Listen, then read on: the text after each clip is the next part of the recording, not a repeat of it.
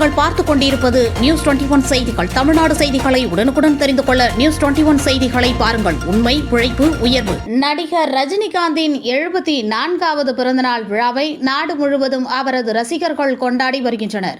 அந்த வகையில் தென்காசி மாவட்டம் சுரண்டையில் ரஜினிகாந்த் நற்பணி மன்றம் சார்பாக நலத்திட்ட உதவிகள் வழங்கும் விழா சாம்பவர் வடகரை அருகே உள்ள பெத்தோள் கருணை இல்லத்தில் நடைபெற்றது. ரஜினிகாந்த் நற்பணி மன்ற தலைவர் சின்னத்தம்பி தலைமையில் நடத்தப்பட்ட இந்த விழாவில் சுரண்டை நகராட்சி மன்ற தலைவர் வள்ளி முருகன் பங்கேற்று குழந்தைகளுக்கு போர்வை, துண்டு, அரிசி மற்றும் பல்வேறு விதமான பொருட்களை வழங்கினார்.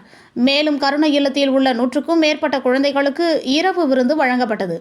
இதுபோன்று ஆண்டுதோறும் ரஜினிகாந்தின் பிறந்தநாளை கொண்டாட உள்ளதாகவும், மேலும் ரசிகர் மன்றம் சார்பில் கருணை இல்லத்திற்கு தொடர்ந்து உதவிகள் செய்யப்படும் என ரசிகர் மன்ற நிர்வாகிகள் தெரிவித்தனர்.